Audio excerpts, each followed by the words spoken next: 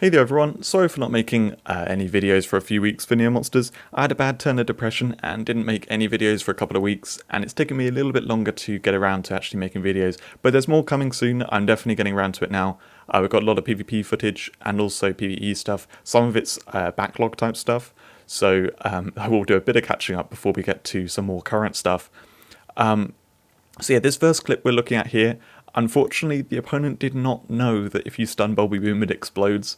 It's really unfortunate, and in fact this team, that front line was bad against,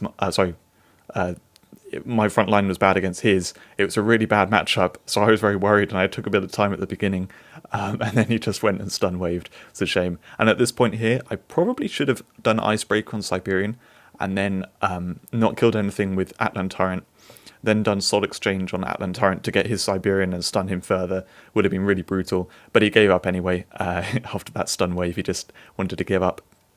So this is a clip. Unfortunately, it's the only video which I got of my Camouflage fire team.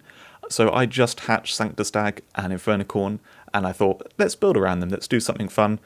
So the front of my team is like all camouflage stuff, and then the back is a link fire. And it's slightly different link fire to what you normally see as well. So yeah, unfortunately I only got this one clip. It is a team that I might return to because it is quite fun, but it wasn't like the most amazing team. Anyway, this start is not so nice. They've got a Catmander as well, and it's getting going quite nicely. The Cycles are luckily can't do too much. Unfortunately though, my Catmander died to that dual Slayer Bane. Even though there's a type disadvantage, the aggressive entrance first just yeah, put it on too low health. And yeah, his Catmander's really decimating my team here.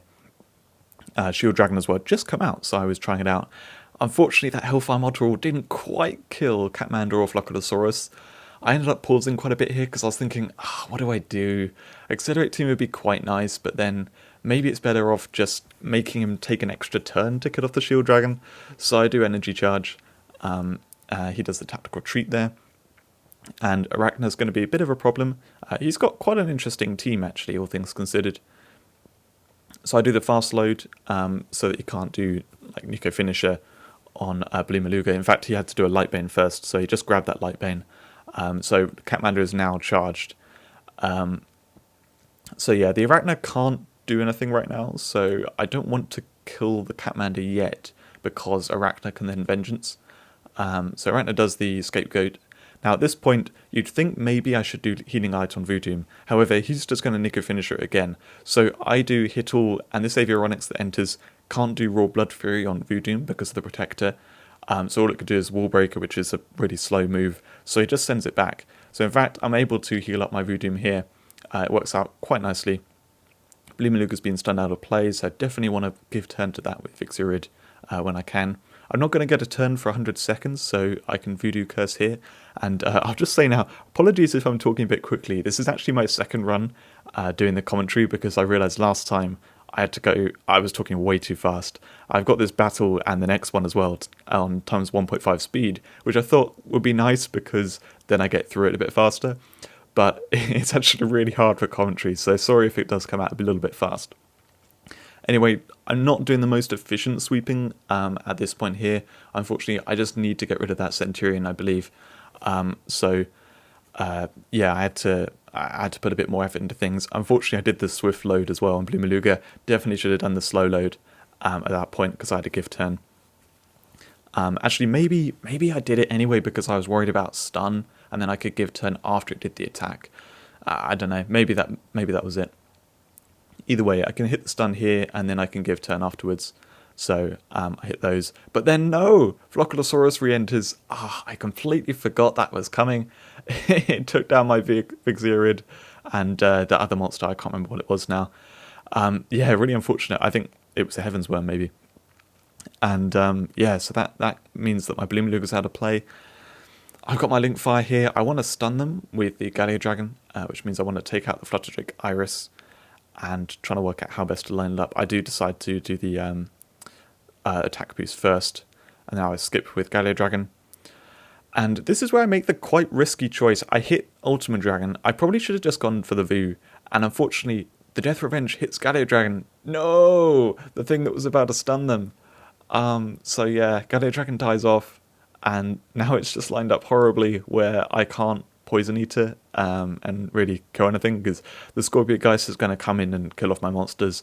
Both Podoboss and Nectarian have a kill ready to go. I can't really do anything here. It was really frustrating. Like this match, I felt like I had it under control. And then I did that double piercing blow, and then everything just fell apart. And I also took a second risk. Not to say that was like the only reason why I lost. I probably could have easily lost anyway. I'm not sure how it would have lined up. But yeah, really unfortunate. But it was definitely worthy of me saving this recording, because I thought, oh no, it was such a close one, and it came down to a couple of things like that. Anyway, this final clip is looking at a more current team. This was one I made in January, I think, and it was really good fun. I just got Gangrilla, so similarly, I built around Gangrilla. I'm doing a sort of sleep immune with 1-on-1. Angel Lion is not sleep immune, but so yeah, the plan here is I've timed it so Gangrilla goes first, kills something, and then Atlan Tyrant then can do double Poison Eater, because the newly entered thing is poisoned. That's the kind of general idea there, and otherwise Stratostrike I just love. And the enemy team, this was not an ideal thing to face, because there's an Insomnia, there's also Padronorka that doesn't fall asleep to 1-on-1, but luckily I did manage to sleep the other two things. Now here's Avioronyx here. He's wondering, do I send back the Avioronyx, or do I actually send back one of the sleeping monsters? It takes a bit of time deciding, and in the end decides to send back the Iwizard. Pretty smart choice, I'd say. Although the Avioronyx isn't going to do that much on the battlefield, because I don't really have any protectors. But I kill it anyway just to grab a kill on Padronorka here. Maybe I should have left it in hindsight, I'm not entirely sure. But either way, I did that to grab a kill, so that then I can try and kill off one of the Dolphins. I killed off one of the Dolphins rather than Crimzeus there, because in the back half of my team I have loads of stun. Generally the way this team works is once I get to the mid game, my focus is leave the enemy team open to stun, because if I do that I pretty much win. Stun is pretty OP in that regard, and you'll see the end of my team is brutal. I've also got sleep stuff going on in the mid game for control.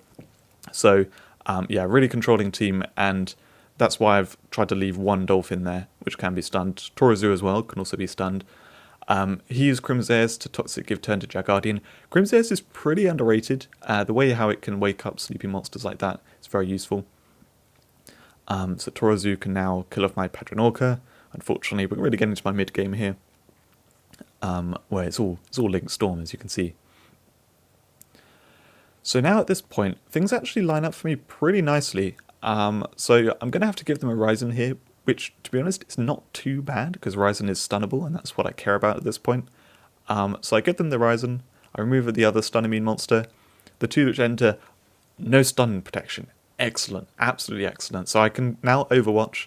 I can use my Bobby Boom to stun them, but I kill off the Shurikais at first before stunning them, because it was stealthed, it's not going to get stunned properly. So now I can stun them. And I see as well, Siberian's next in line. This is just absolutely perfect. I can kill off the Aura Dragon. Siberian comes in, stuns Bulby Boom, that explodes, and then that kills things. Now my team is stunnable, but luckily he has no stun in his team. So that's it. I can just continue into then more control. There's no point doing the Slowbane All just yet, because I can kill off this Gold Tail first, as well as using Time Strike Double to kill off the next monster. As a wizard. I'm leaving the Jungle Flipper alive, because that's the thing with the kill for my Slowbane All. Things lined up perfectly. It's very different to that second match where things did not line up perfectly. Anyway, hope you enjoyed this video. Thanks for watching, and there'll be another PvP video coming out very soon.